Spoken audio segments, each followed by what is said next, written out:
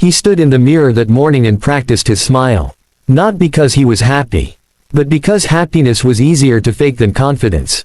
Clifford adjusted his tie for the third time, tilting his head the way men do when they're trying to convince themselves they belong somewhere they don't. The email had arrived 3 days ago. Whitmore Holdings Annual Black Tie Gala. Invitation only. 7 words that felt like a door opening to another life. He'd read it so many times the screen had dimmed twice, waiting for him to move on. But he couldn't. This was it. 3 years of forced laughter at jokes that weren't funny. 3 years of nodding at conversations he barely understood. 3 years of pretending to be one of them. And now, finally, he was being noticed. In Clifford's world, being noticed was everything. "Maria," he called out, his voice cutting through the soft hum of gospel music drifting from the kitchen. She appeared moments later, dish towel in hand, her natural curls pulled back loosely. "Yes, honey." He turned his laptop toward her like a child showing off a gold star. "Look at this. The company gala. They invited me." Her smile was immediate, genuine. "That's wonderful. They're recognizing your hard work." Clifford nodded, but his eyes narrowed slightly. "It means I'm finally being seen, Maria. By the right people." She stepped closer, peering at the elegant invitation design. "It looks fancy. I suppose you'll need a tuxedo. And you'll come with me," he added quickly.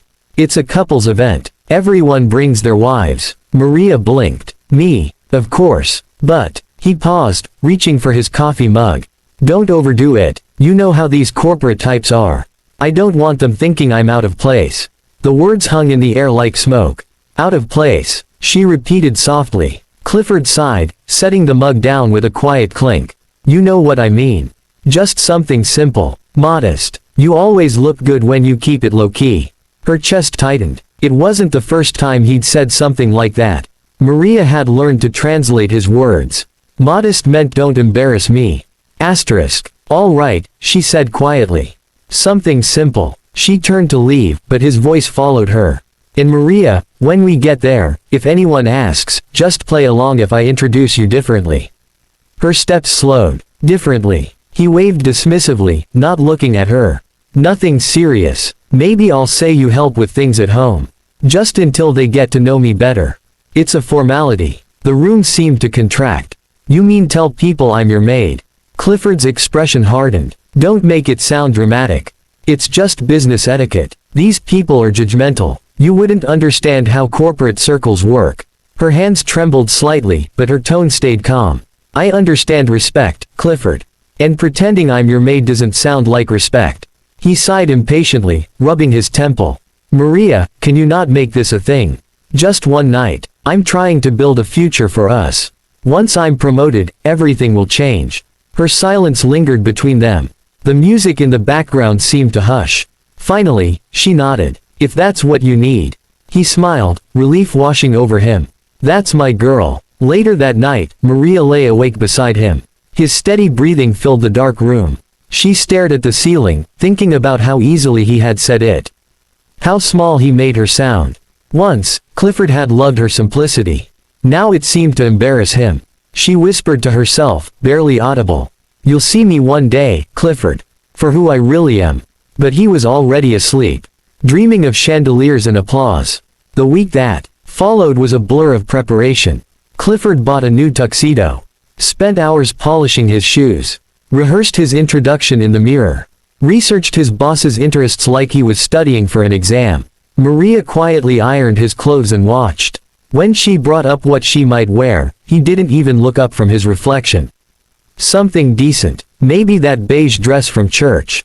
The long one. Simple. Clean. She nodded and walked away. The night of the gala, rain threatened the horizon but never fell. Maria stood by the door in a sleek cream dress, her natural curls pinned neatly, gold earrings catching the light. Clifford looked her over. Not bad," he said, straightening his cufflinks. "Let's go." She smiled faintly. "Thank you." The drive to the venue was long and quiet. Legos glittered in the distance, lights bouncing off glass towers like fallen stars. Maria looked out the window, her thoughts distant. Clifford rehearsed under his breath, didn't notice the way she clutched her hands together. When they arrived, cameras flashed at the entrance. Chauffeurs opened doors. Laughter. Champagne. Silk gowns. It was another world. Clifford adjusted his tie, his confidence swelling. "Remember what I said," he whispered. "Smile. Stay polite. Don't draw attention." She nodded. "Of course." He offered her his arm, but withdrew it halfway when a group of colleagues waved. Clifford. One grinned, gesturing him over. He walked ahead, leaving her a step behind. Maria followed quietly, her heels clicking against the marble floor. Inside, the grand ballroom shimmered with gold and white. A live band played soft jazz. Waiters in black and white uniforms glided between tables carrying trays of sparkling drinks. Maria's breath caught, not at the luxury, but at the strange mix of warmth and coldness that came from people who smiled with their mouths but not their eyes. Clifford blended in easily, his laughter louder than usual. When a coworker asked who the lovely lady was beside him, he chuckled and said, "Oh, Maria. She helps me keep things together at home. My little house manager." The men laughed politely. Maria's smile stayed fixed, but her heart cracked silently. She excused herself for a moment, walking toward the refreshment area. As she passed a mirror, she caught her reflection. Elegant, but small, in a world built on appearances. And somewhere deep down, something began to awaken. The evening unfolded like a play Clifford thought he was starring in. He floated from group to group, shaking hands, exaggerating his importance in projects, pretending to belong. Maria remained mostly on the sidelines, sipping juice, observing. She was neither bitter nor jealous, just quietly detached, like someone watching a movie she'd already seen. At one point, a young woman with pearl earrings approached her. "Excuse me," she said kindly. "I couldn't help but notice your necklace. It's beautiful." Maria smiled. "Thank you. It was a gift from my late mother." The woman's eyes softened. "I'm sorry for your loss. I'm Lydia." Maria. They chatted briefly. Lydia couldn't hide her surprise at Maria's eloquence. "Are you in real estate too?" she asked. Maria laughed softly. "You could say I'm familiar with the industry." Meanwhile, across the room, Clifford was trying to impress a senior partner named Collins. "I've been working closely on the Lecky expansion," Clifford boasted. "It's my proposal that really pushed things forward." Collins raised an eyebrow. "Really? Interesting. I thought Mr. Whitmore mentioned someone else was advising on that." Clifford waved it off. "I probably contributed more behind the scenes." Collins chuckled dryly and walked away. Clifford turned, spotting Maria chatting comfortably with Lydia and a few others. For some reason, it irritated him. He walked over, placing a hand on Maria's shoulder. "Sweetheart, can you grab me another drink?" Her smile faded slightly, but she nodded and left. As she walked away, one of the women whispered, "She's so graceful. Is she really his maid?" Clifford forced a laugh. "Ah, she just helps around the house. You know, keeps things organized." They looked unconvinced. When Maria returned with the drink, she overheard the tail end of his conversation. She set the glass down carefully. "Your drink," she said, her voice neutral. He looked up, startled by the chill in her tone. "Thanks." She turned and walked toward the corner, eyes glistening. Later, during dinner, the waiters began serving. The aroma of roasted chicken and spices filled the air. Clifford laughed too loudly at every joke. His insecurity had become a performance. "Clifford," one colleague teased. "You're on fire tonight. You'd think you own the place." He grinned. "Maybe one day I will." Maria's gaze drifted toward the stage. Mr. Whitmore, the firm's CEO, had just arrived. The entire room seemed to brighten at his presence. Tall, gray-haired, and charismatic, he carried himself with effortless authority. Everyone rose slightly as he entered. Clifford nearly tripped in his haste to greet him. "Mr. Whitmore. An honor, sir." Whitmore smiled politely. "Good evening, Clifford." His eyes flicked toward Maria, who stood quietly behind. Their gazes met, and something like recognition passed between them. He nodded once, almost imperceptibly. Maria inclined her head respectfully. "Enjoy the evening," Whitmore said, then moved on. Clifford exhaled, shaking his head. "You see that? He spoke to me. That's what I mean, Maria. Moments like that, career-changing." She said nothing. As music resumed, couples began to dance. Clifford asked a coworker's wife instead of Maria, claiming she was too shy for these things. Maria stood by the balcony, looking out at the night sky. She wasn't angry anymore, just sad. Sad for what he had become. The man who once held her hand at bus stops now danced for validation. When she turned back, Mr. Whitmore was watching her from across the room. He smiled faintly. Then his assistant approached and whispered something in his ear.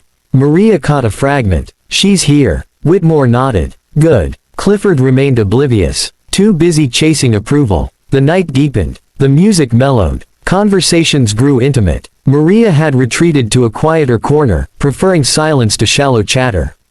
But even there, whispers found her. "That's her," someone murmured. "The one Clifford said is his maid." Another replied, "Maid. She carries herself better than half these women." Maria kept her posture calm, though each word stung. At a nearby table, Clifford was mid-conversation with Collins again. "You'll see," Clifford said confidently. "I'm ready for bigger responsibilities. I've proven my loyalty." Collins leaned back. "Loyalty is good, but so is humility." Clifford forced a smile. "Of course." Just then, Lydia reappeared beside Maria. "You really do look familiar," she said. "Have we met before? Maybe at a conference?" Maria shook her head lightly. "Perhaps you've read one of my papers. I used to write on property law and investment ethics." Lydia's eyes widened. "Wait, you're Maria Fernandez." Maria smiled. "I used to be." Before Lydia could ask more, a hush swept across the room. Mr. Whitmore had taken the stage. "Ladies and gentlemen," he began, his deep voice commanding the hall. "Thank you for being here tonight." The room stilled. "Before we begin our awards, I'd like to acknowledge someone whose vision has shaped this firm's future." Clifford clapped enthusiastically, certain it was one of the senior partners. Whitmore continued, "Our new international partnership owes its foundation to her keen insight and integrity." He paused. "Tonight's host, my goddaughter, Maria Fernandez Whitmore." The room froze. Heads turned. Gasps erupted. Maria rose gracefully, her expression poised. Clifford's hands dropped. "What?" he whispered. Maria walked toward the stage, her cream dress flowing under the chandeliers. Every step echoed through Clifford's disbelief. On stage, she took the microphone. "Thank you, Uncle," she began. "I'm honored to stand here tonight." She smiled gently at the crowd. "My journey with Whitmore Holdings began quietly. Behind the scenes, I've learned that true leadership isn't about volume, but vision, dignity, humility, and respect. Those build stronger foundations than any skyscraper." Her eyes swept the room, but didn't linger on Clifford. Sometimes the people we overlook are the ones holding everything together. So tonight, let's toast to unseen strength. Applause thundered. Clifford sat motionless, face pale. The Maid had just hosted the gala. And at that moment, Clifford realized he hadn't just lost respect. He'd lost the one person who had truly seen him. Clifford's body refused to move. Even after the applause started, he sat locked in his chair as if the velvet cushion had turned to cement. His eyes stayed on the stage where Maria stood. Calm, composed, and utterly unfamiliar in the way power changes the temperature of a room. The same Maria who washed his shirts, reminded him to eat, listened to his complaints without interrupting, now held a microphone like it belonged in her hand. He swallowed hard. His throat felt dry, like he'd been chewing sand. Around him, the room came alive in a new way. Whispers, stares, sudden curiosity that moved like wind through expensive perfume. "That's his wife," a man at the next table murmured. "No, he said she was his," another voice began, then stopped. Like the word had become too embarrassing to finish. Clifford's colleague, Tunda, leaned in, laughing under his breath in disbelief. "Guy, this one pass you." Clifford didn't answer. He couldn't. His tongue felt too heavy for speech. On stage, Mr. Whitmore stood beside Maria with a pleased expression. Like a man watching a carefully planted seed finally bloom. He patted her shoulder lightly and stepped aside, giving her the space, not as a guest, as the center. Maria's voice carried again, smooth and steady. "I know some of you expected a familiar face tonight. Someone who's always up front. But I've learned something over the years. The strongest pillars are often the ones you don't notice." Her eyes swept across the crowd. Not hunting for anyone, not begging for approval, simply present. Clifford's chest tightened. He felt like she could see every cruel thought he'd ever hidden behind a smile. She continued, "And if tonight reminds anyone that dignity is not tied to job titles or social introductions, then I'm grateful." A few people clapped again. Softer this time, as if unsure whether they were applauding a lesson they didn't want to admit they needed. Clifford's mind ran backward at a dangerous speed. Every moment he'd told her to dress down. Every time he'd corrected her in front of others. Every time he'd said, "Don't talk too much." Like her voice was a liability. He heard himself from earlier. "She helps around the house." Asterisk. The words punched him again. When Maria finished, the band resumed with a gentle instrumental. A sound meant to smooth the edges of the moment. Mr. Whitmore leaned toward her and said something that made her smile briefly.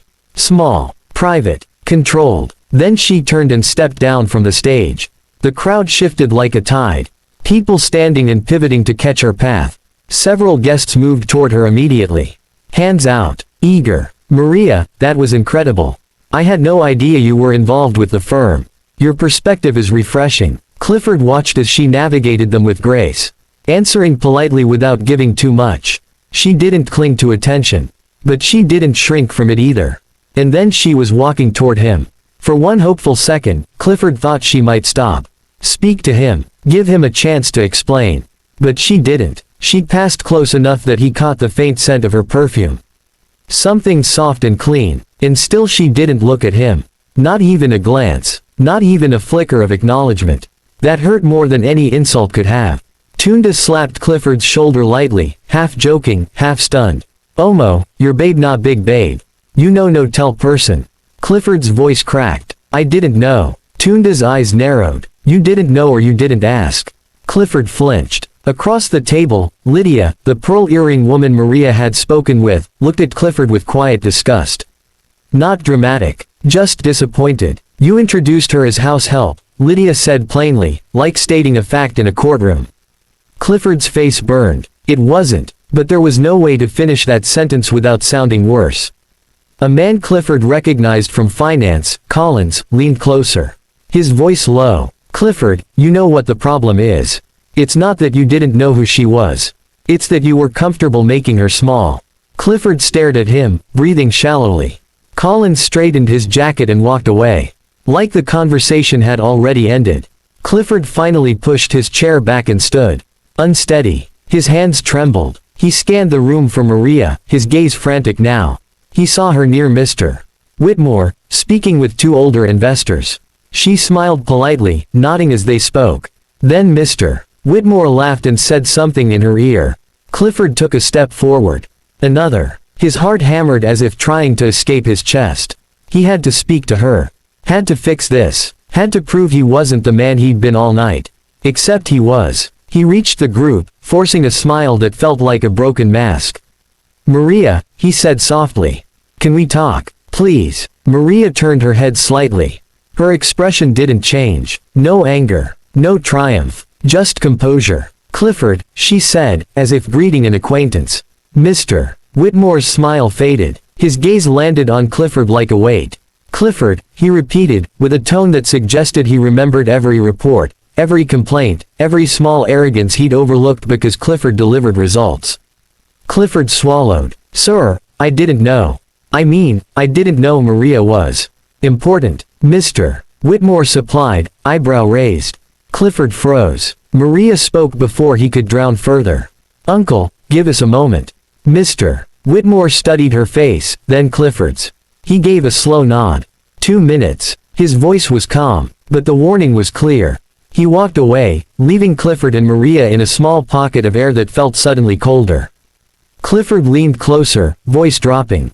"Maria, why didn't you tell me?" Maria's eyes held his. Steady. "Why didn't you ask?" He blinked rapidly. Of course I asked. I asked about your day." No," she cut in gently. "You asked about your day. You talked at me. You told me what you needed. You didn't ask who I was." Clifford's throat tightened. "I love you." Maria's gaze didn't soften. Love without respect becomes permission. He winced as if slapped. "I was under pressure tonight. I wanted to impress them. I didn't mean it like that." Maria's voice remained calm, but each word landed with precision. "Clifford, you didn't mean to humiliate me. Yet you did it easily. Like it was natural. That's the part that hurts." His eyes filled. "I'm sorry," he whispered. "I swear I didn't." Maria glanced past him at the room. People still watching. Pretending not to. She lowered her voice. This is not the place for a scene. You wanted to be respected in this room, remember? Then behave like it. Clifford's shoulders sagged. What do I do? Maria studied him for a long second. You leave early, she said. Not as punishment, as protection for yourself. Because the longer you stay, the more you'll embarrass yourself trying to repair something you broke with ease. His lips trembled. Are you coming with me? Maria's answer was immediate, quiet, and final. No. Clifford felt the ground tilt. Maria, please. She took a slow breath. Go home, Clifford. We'll talk there. He clung to that small mercy. Okay. Yes. We'll talk. Maria stepped back, turning smoothly as another guest approached her with a smile and an outstretched hand.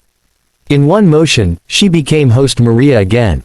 Professional, graceful, untouchable. Clifford stood there, suddenly invisible, watching the room shift away from him like he was no longer worth the effort of attention.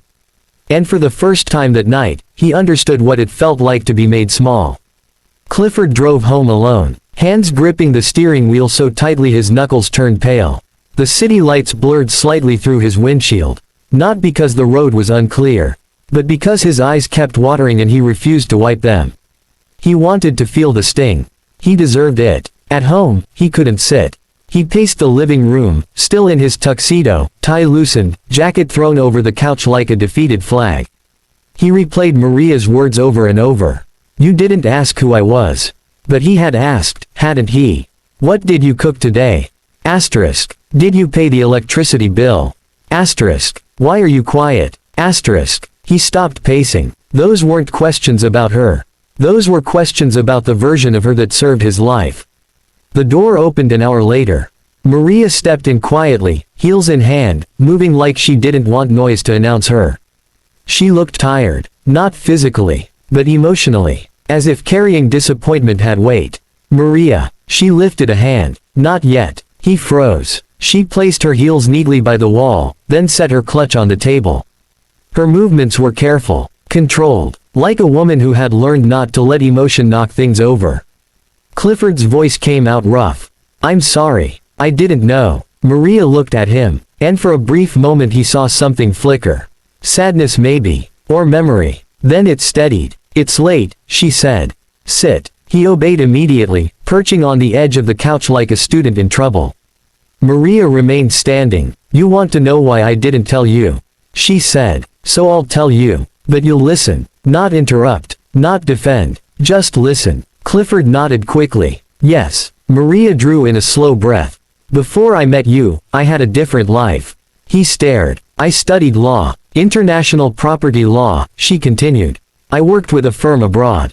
Not because I wanted to prove anything, but because it interested me. Contracts, ethics, land rights, investments, the things that shaped cities. Clifford's mouth opened slightly. He had never heard this. Maria's voice stayed even. My mother got sick, very sick, and I came home. I stepped away from that world because my mother didn't have anyone else. I became her caregiver. Clifford swallowed hard. Why didn't you ever? Her eyes sharpened. He shut his mouth. For 2 years, my life was hospitals, medication schedules, long nights. And the kind of quiet grief you don't talk about at parties. She paused. Her fingers tightened slightly around her own wrist. When she died, I felt empty. Like I had served my purpose, and now I didn't know where to put myself. Clifford's eyes stung again. He had known her mother died. But he'd never asked what it did to her.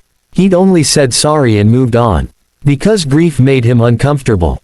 Maria continued. Around that time, Uncle Whitmore reached out.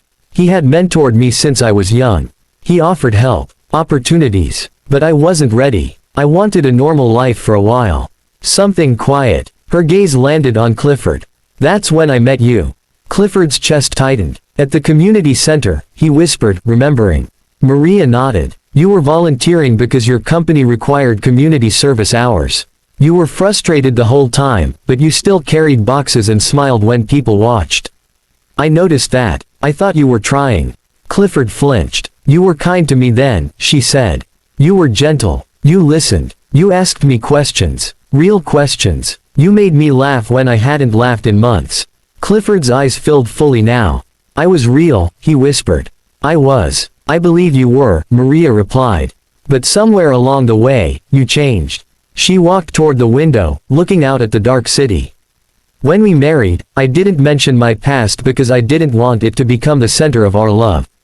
I wanted to be loved without the weight of credentials. Without people treating me differently because of status.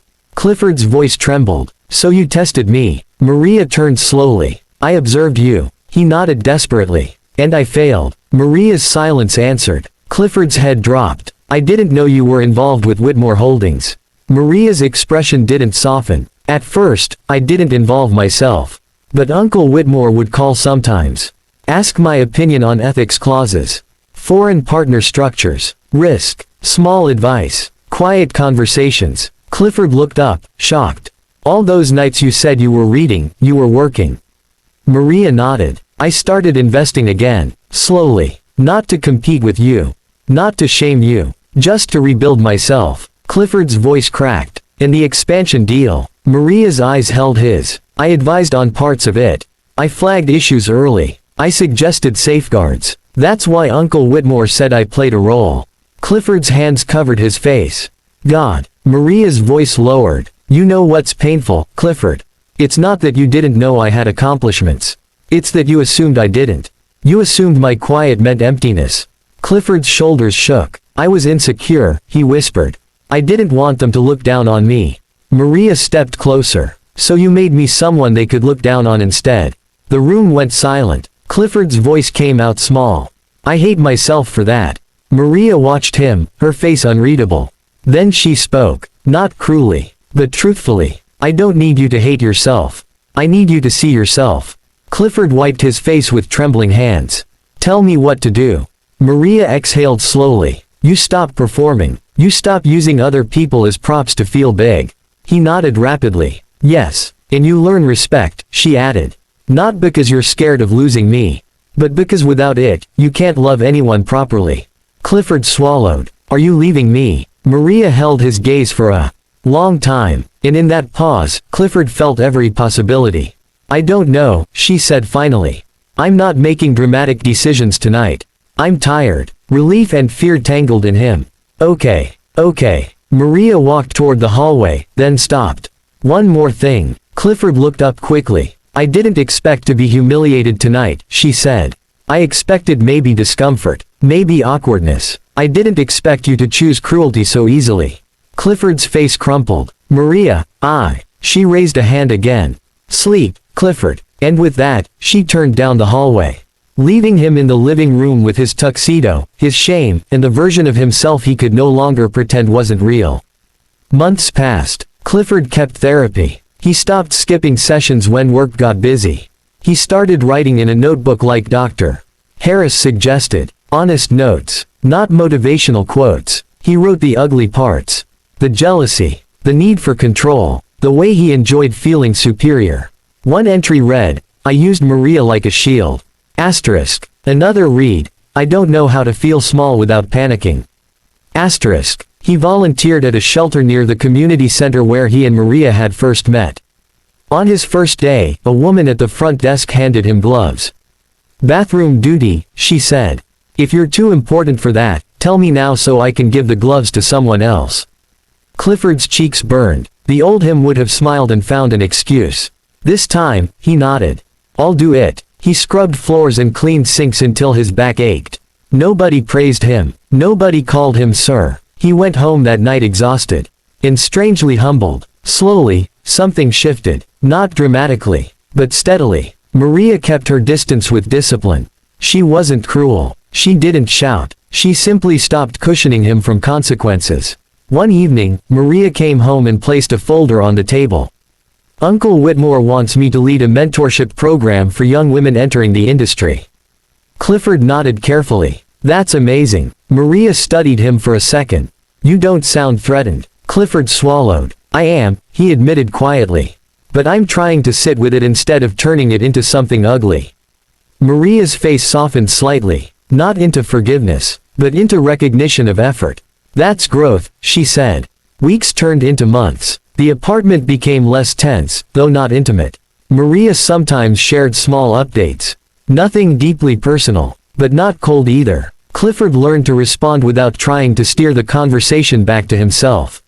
One afternoon, Clifford found out Maria was speaking at a professional event on ethics in real estate investment. His first instinct was to show up and make himself visible, to prove he supported her. Then he remembered, support isn't a spotlight, so he attended quietly. He sat at the back in simple clothes, hands folded, listening. Maria stood on stage, voice calm and powerful, speaking about dignity in business, about transparency, about how people hide behind titles to excuse harm. Clifford felt every word like it was aimed at his old self. When the event ended, people clustered around Maria, praising her. Clifford didn't approach. He didn't want to steal even a second of her moment. He left instead, walked outside into the evening air, and sat in his car with his chest tight. He pulled out a small card from his wallet, wrote slowly, and left it with the front desk attendant for Maria. The note read, "I'm learning not to win you back, but to become someone worthy of loving." Asterisk. He drove home before she arrived. When Maria got home later, she held the note in her hand for a long time. Clifford watched her from across the room, afraid to speak. Maria finally looked up. Her eyes were softer than he'd seen in a long time. For the first time, she smiled. Not big, not dramatic, just a quiet lift at the corner of her mouth. Like a woman allowing herself one small moment of hope. She didn't say anything. She simply placed the note carefully into her book. Like it mattered. Months later, Whitmore Holdings hosted another formal gala. This time, Maria's name was printed clearly on the program as host and keynote speaker. Guests arrived with the same polished smiles, the same expensive perfume, the same hunger for relevance. Clifford attended too, but not as a man chasing attention. He sat quietly among the crowd, dressed simply, posture calm. When Maria walked on stage, the room shifted toward her like gravity. She spoke with the same composure, the same steady strength. She didn't mention Clifford. She didn't need to. Her dignity didn't require public proof. Clifford watched her with a quiet pride, not from being associated with her, but from finally understanding what it meant to honor someone without trying to own their shine. When the applause rose, Clifford clapped too. Not loudly, not to be seen, but sincerely. And as the night continued, Clifford didn't feel the old panic of being invisible. He felt something new, peace, because respect, he finally understood, wasn't something you demanded from a room.